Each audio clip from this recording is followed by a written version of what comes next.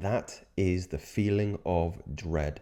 It's when your reality shatters in relation to new pieces of information that break the original paradigm. Welcome back, men.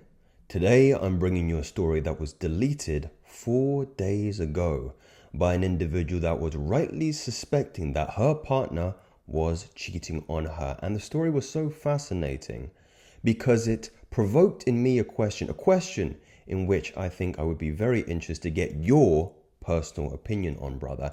And that is sex part of a contractual obligation in marriage? So without wasting any time, we give our thanks to deleted. I, female, 38, prevented my husband, 41, from cheating on a female, 32, on me without his knowledge, but now I feel cheated on anyway. Wow, okay, let's get right into this. About 4 weeks ago, my husband left his phone on his charger while at the gym, and I saw that he got a text from Stephen with the dreaded aubergine and the tongue out. Oh dearie me, Stephen. I froze, but I decided to look. Stephen, ironically enough, was a girl that he saved under a guy's name. She lives in his hometown. They had started talking 2 weeks before I saw the message, and it was mostly about their hometown and people they knew in common, but also about being married long, like my husband and I, how life had changed and how he felt like he was falling down in my priority list. Dear, dear, dear. I felt like I was going to die of heartache when I read this. This is so not true and so not fair. I have always loved him, and my love grew more and more each day, and he knows this. In fact, this is one of the things we tell each other most. Well, you don't need me to tell you, gentlemen, saying one thing and acting as another. Two different sides of the coin there. They have 2 children together. I finished school and started a new demanding job. It has taken time from me, and on top of that, I battled depression and weight issues. So I admit that our sex life has suffered, but it was never like he made it sound, because I didn't want him or wasn't attracted to him anymore, but because I wasn't comfortable in my own skin. I wasn't attracted to myself. We still have sex, but it is nothing compared to how we once were. Right. I'm going to pause here and get your personal opinions here, gentlemen. Now, you can see where this is going. Unsatisfied husband, maybe a little bit neurotic and guilty wife as a consequence of her depression and weight gain. Whose responsibility is this? Now, I think there is a moral high ground here for a man. If you know me, I like to take extreme accountability in every single facet of my life. Meaning, if my girlfriend breaks up with me, it was my fault. If my wife doesn't want to fuck me, it's my fault. Now, many of you are probably thinking, Joseph, what on earth are you talking about? There are two people in a relationship. How can you take all the blame in this regard? Because I don't like the idea of having anything in my life that is outside the remit of my control. The moment you start to have this perspective, because it's very easy to do this, and by the way, 90% of men will do this, they'll say, oh, it's her fault. It's her fault that she got depressed. Her fault that she's gaining weight. Why can't she just get her confidence up and go to the gym? The moment you do that, you become a victim. You become a victim of fate. You have no control. And that's how I don't like to live. I don't want to become bitter. You definitely don't want to become bitter. You don't want to be resentful.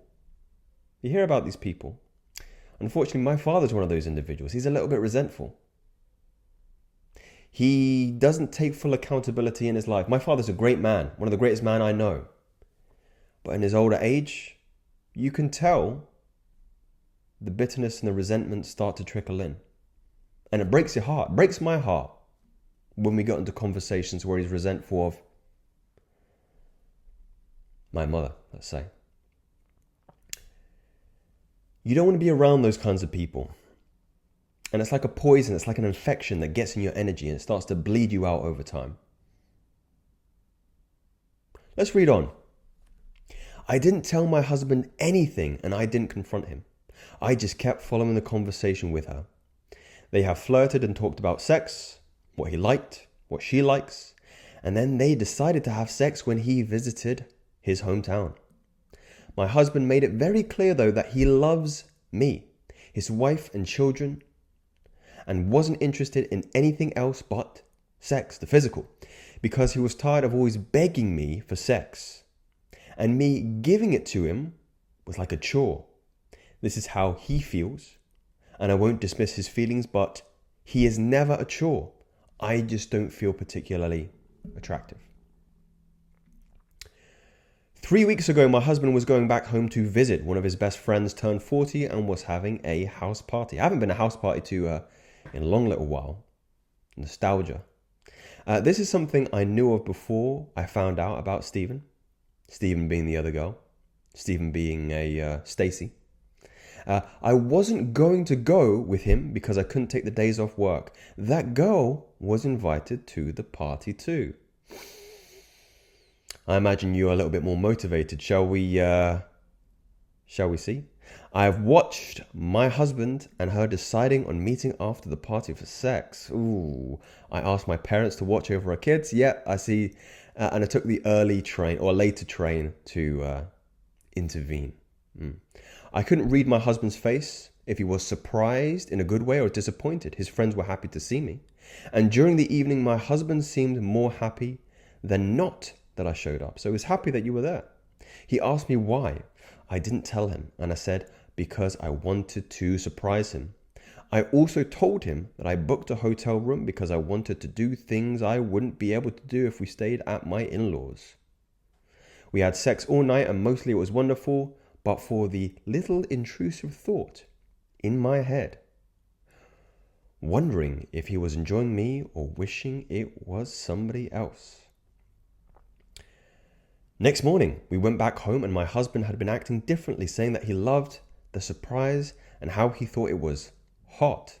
I have watched his phone and he has even stopped texting Stacy, and has left her on red. I should be happy now. I saved my relationship and my family from ruin, but why am I not happy? It feels like he still cheated on me.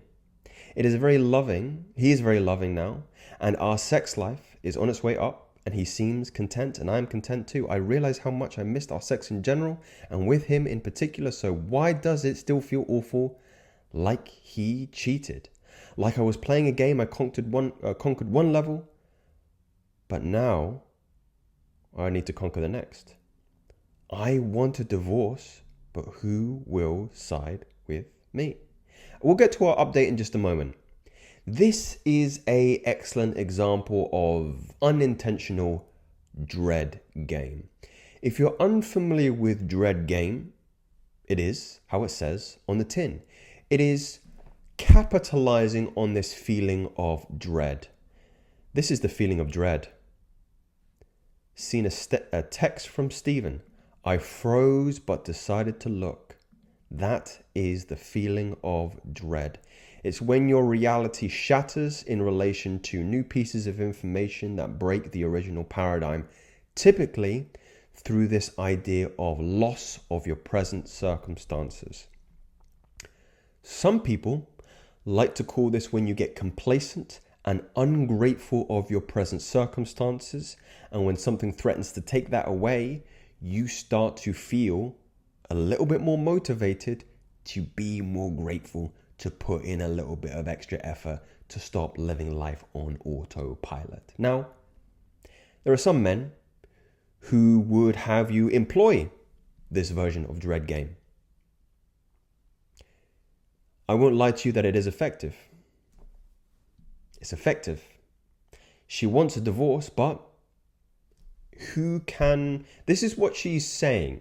I think it's important to remember that there's a difference between what women say and what women feel.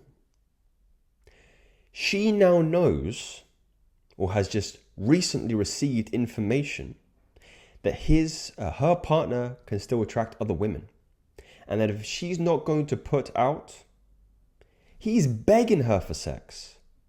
Somebody else is more than willing to do that. Now, this is where I came onto the original question of this video. I'm interested to see your personal interpretations of this. In marriage, is sex a contractual obligation? I think this brings up very tenuous issues, because then you need to start asking the question, what is considered fulfilling those contractual obligations? Once a week? Twice a week? When do you start bringing up the conversation that the quota of sexual intercourse is not sufficient in your relationship? What is considered normal? What is considered satisfactory? When do you start recognizing or realizing, coming to the conclusion that your wife is not holding up her responsibilities, her obligations in terms of sexually pleasing you, to the point where you feel morally correct or morally less responsible to go and pursue another woman to meet that need? It's interesting, because I did mention there were two different versions there. Now, I do believe I'd really be interested to hear what you have to say here, brother, because I really believe that there is a parallel reality in which he takes more responsibility in his life. He takes her to the gym. He starts playing with her emotions in a positive way. I mean, engage her emotions to the point where he's giving her positive reinforcement by going to the gym. I really love it when we go to the gym together, baby. It makes me feel really, really, attractive, valued, respected. It was just off the cuff there. To the point where she gets her confidence up, and then she's being a little bit more fulfilling in terms of sexual obligations, let's say. It feels weird to call sex an obligation. I would feel strange if I felt like my partner was obliged to sexually please me. She should want to sexually please me.